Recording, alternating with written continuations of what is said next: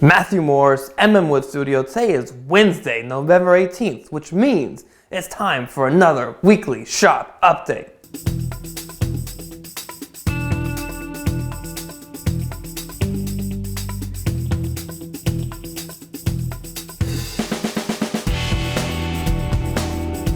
So what's been going on in the shop this week?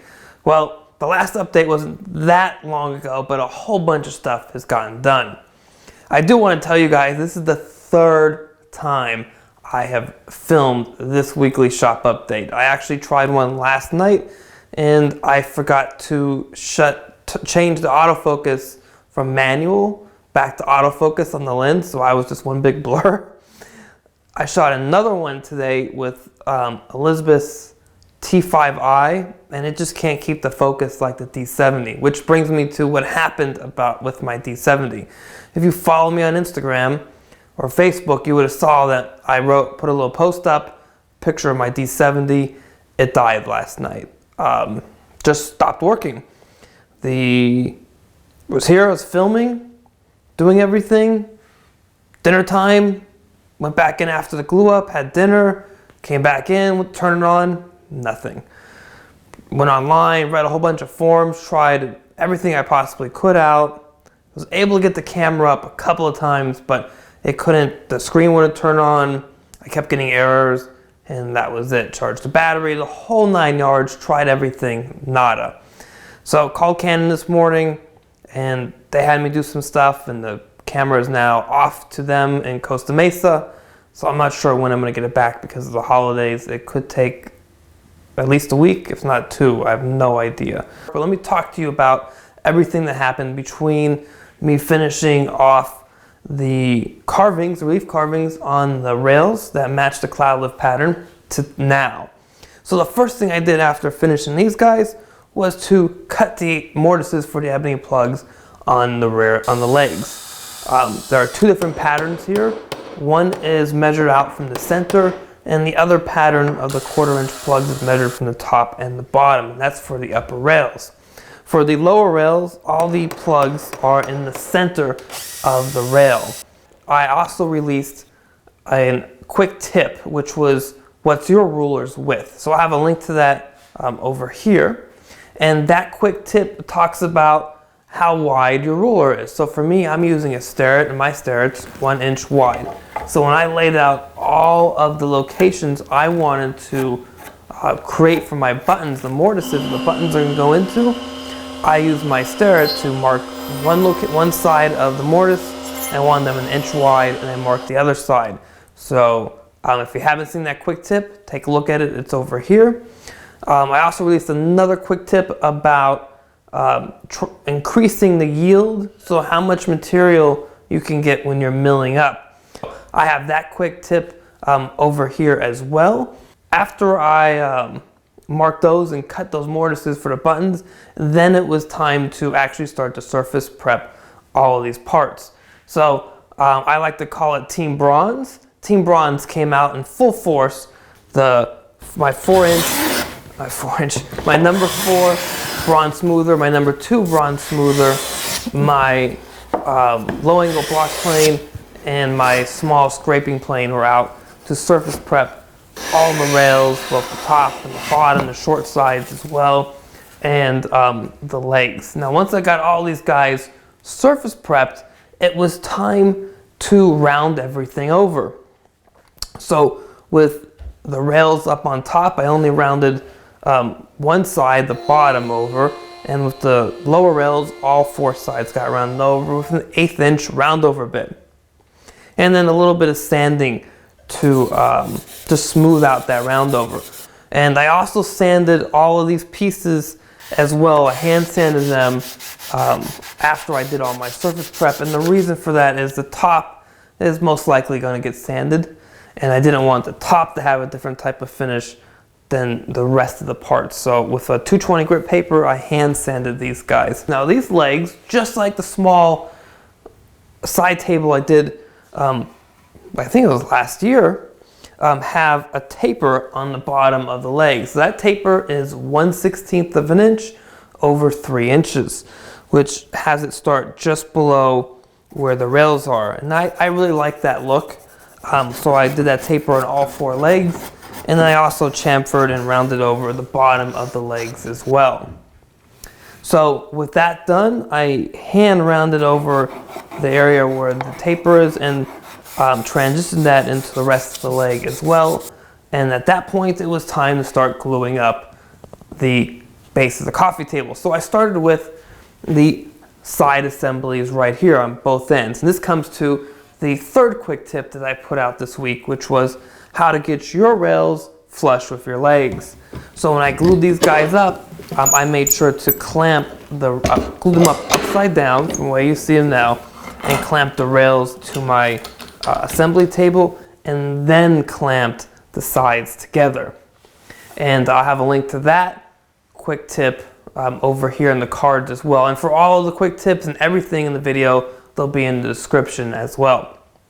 So once the sides were glued up, it was time to start gluing up the rest of this section. Now what I forgot to say was earlier, before I did all my surface prep here, and actually before I cut out the mortises for the buttons, I created a drilling jig for the dividers to drill out 1/4-inch dowels.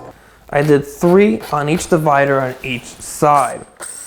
These dowels are just going to provide a little bit extra gluing surface between the rails and the dividers. But I really wanted to just give a little bit extra, overbuild it, I guess.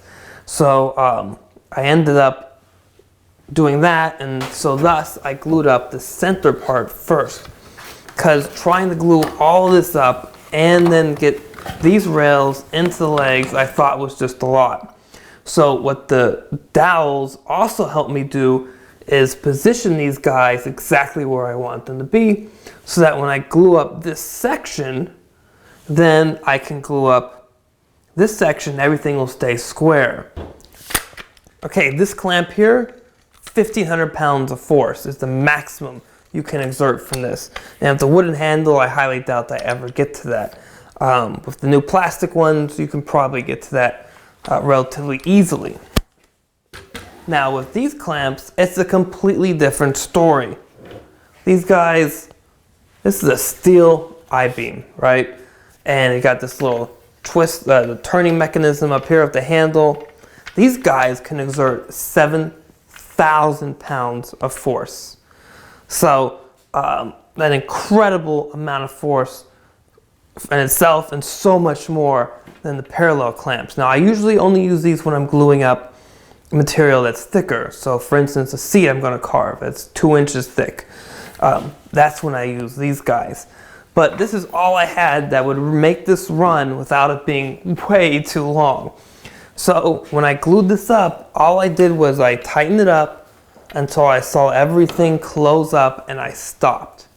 Because if I kept tightening, I was going to cause damage to the piece. I know it for a fact because I've done it before. When I clamped this together, I used 4 clamps. If you're using parallel clamps, you may have needed 6. I may have needed 6 here even with these, but everything closed up really nicely, so I only needed 4. So that's my question of the week for you guys, is do you have enough clamps that are long enough to do this glue up? This is again 39.5 inches long. What else is going on in the shop? Well, next Monday, I haven't done one of these in a while, and I really want to thank Joe for asking the question. I had been thinking about it, but I've selected next Monday at 6 p.m. We're going to do a live, or I'm going to do a live weekly shop update here, answering any questions you may have about the coffee table or anything else I've ever done, or just woodworking in general. So again, 6 p.m. Pacific time on Monday next week. That's Monday the 23rd according to the iPhone.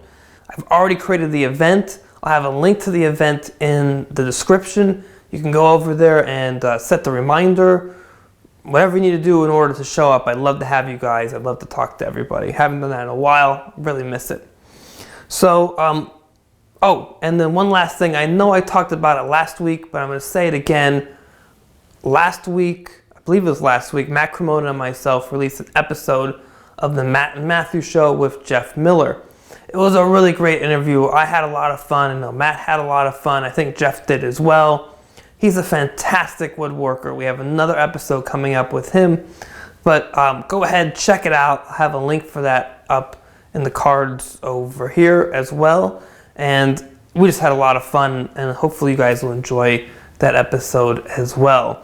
So other than that, this is the coffee table so far. I think she's looking really good. I'm really happy with it. And can't wait to get the drawers built and getting all that working. That's what I'm going to start on for the rest of this week. Once I resolve these camera issues somehow, which is to get the runners, kickers, and doublers glued up and installed on all of my dividers so I can then start building my drawers.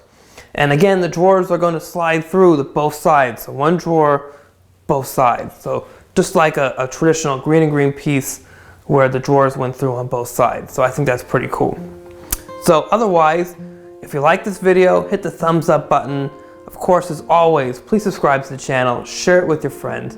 And if you're watching this on Facebook, hit the like button, share it on your timeline, and go like the MM Wood Studio page as well. And as always, have a great week in the shop.